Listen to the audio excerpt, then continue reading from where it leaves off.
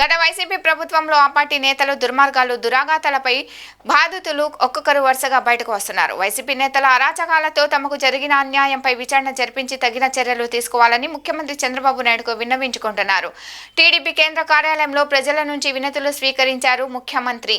తమపై వైసీపీ మూకలు దుర్మార్గంగా ఎలా దాడులు చేసింది, ఆస్తులు ఎలా దౌర్జన్యంగా స్వాధీనం చేసుకున్నారని దానిని బాధితులు వివరించారు.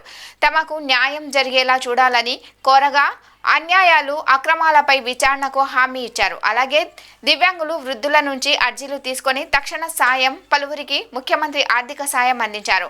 అన్నా క్యాంటీన్కు గొల్లపూడికి చెందిన వృద్ధురాలు యలమంచిలి బేబీ సరోజిని 1 లక్షను విరాళంగా అందించారు.